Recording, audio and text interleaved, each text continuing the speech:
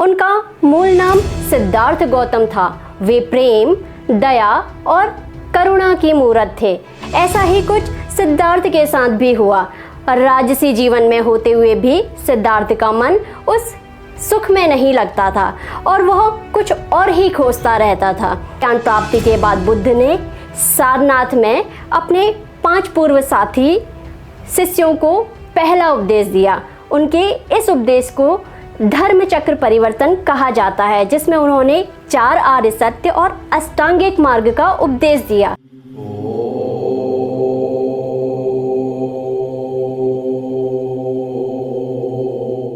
आदेश, जय श्री महाकाल। आज के वीडियो में हम गौतम बुद्ध के जीवन और उनकी शिक्षाओं पर चर्चा करेंगे। गौतम बुद्ध का जन्म शाक्त गणराज्य की तत्कालीन राजधानी कपिलवस्तु के लुम्बिनी नामक प्रांत में हुआ था, जो कि वर्तमान नेपाल में स्थित है। उनका जन्म 563 ईसा पूर्व हुआ था। उनके पिता राजा शुद्धोधन और माँ रानी महामाया थीं। उनका मूल नाम सिद्धार्थ गौतम था। वे प्रेम, दया और करुणा की मूरत थे। सिद्धार्थ का पालन पोषण राजसी वातावरण में हुआ था। बताया जाता है कि सिद्धार्थ के पैदा होने के बाद कुछ भविष्यवक्ताओं ने उनके सन्यासी होने की भविष्यवाणी की थी, जिसे लेकर राजा शुद्धोधन प्रायः चिंतित रहते थे। राजा शुद्धोधन ने उनके लिए राजमहल में सभी प्रकार के सुख सुविधाओं और विलासिता की व्यवस्था की हुई थी, किंतु सिद्धार्थ का मन राजसिक सुखों में नहीं लगता था।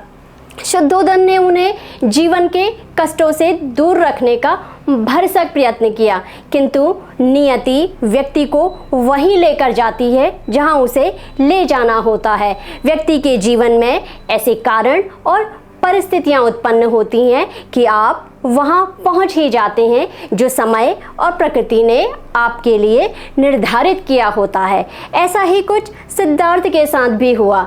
राजसी जीवन में होते हुए भी सिद्धार्थ का मन उस सुख में नहीं लगता था और वह कुछ और ही खोजता रहता था। राजा द्वारा लगाए गए प्रतिबंधों के बावजूद भी एक दिन सिद्धार्थ ने संयोगवश एक वृद्ध व्यक्ति को देख लिया। वो बहुत ही लाचार और जर्जर अवस्था में था। उसे देखकर सिद्धार्थ अत्यंत दुखी हो गए और उसकी अवस्था को लेकर कई प्रश्न उनके मन में उठने लगे। अभी ये प्रश्न शांत भी नहीं हुए थे कि उन्हें फिर एक बीमार व्यक्ति दिखाई दिया, फिर वही दुख और वही अनचाहे प्रश्न। यह क्रम यहाँ पर ही नहीं थमा। आगे चलकर उन्हें एक दिन एक मृतक देह दिखाई दी, जिसे 4 लोग कंधे पर उठाकर दाह संस्कार हेतु ले जा रहे थे। उपरोक्त दृश्यों ने उनके मन में गहरे प्रश्न उत्पन्न किए और जीवन की अस्थिरता और सत्यता का बोध कराया। इसके बाद सिद्धार्थ पहले से अधिक शांत रहने लगे। वे अक्सर अकेले बैठकर चिंतन किया करते थे, ताकि वे अपने मन में उठने वाले प्रश्नों का जवाब प्राप्त कर सकें। उनकी इस अवस्था को देख उनके पिता और भी दुखी हो गए। वे उन्हें जिस अवस्था से बचाना चाहते थे, उनका पुत्र उसी अवस्था की तरफ बढ़ता चला जा रहा था। इसलिए राजा शुद्धोधन ने उनका विवाह यशोधरा नाम की एक सुंदर राजकुमारी से करवा दिया। उन्हें लगा कि शायद विवाह के बाद सिद्धार्थ बदल जाए, लेकिन विवाह तो दूर, पुत्र प्राप्ति के बाद भी सिद्धार्थ का मन सांसारिक सुखों में नहीं लगा। इसलिए अंततः एक दिन 29 वर्ष की आयु में सिद्धार्थ ने अपने परिवार सहित राजसी जीवन का त्याग कर दिया। उन्होंने सत्य की खोज और आत्मज्ञान प्राप्त करने के लिए संन्यास ले लिया। संन्यास लेने के बाद सिद्धार्थ ने विभिन्न गुरुओं से शिक्षा प्राप्त की और कठोर तपस्या की। कहा जाता है कि उन्होंने उरुवेला, जो कि वर्तमान बोधगया बिहार में है, घोर तपस्या की, लेकिन इससे उन्हें आत्मज्ञान प्राप्त नहीं हुआ।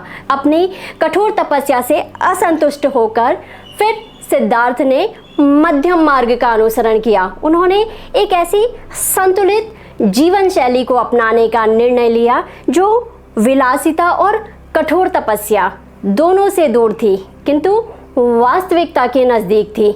अपनी आध्यात्मिक यात्रा और तपस्या के क्रम में अंततः सिद्धार्थ ने बोध गया में एक पीपल वृक्ष के नीचे ध्यान करने का निश्चय किया और संकल्प लिया कि वे ध्यान से तभी उठेंगे जब उन्हें आत्मज्ञान प्राप्त होगा।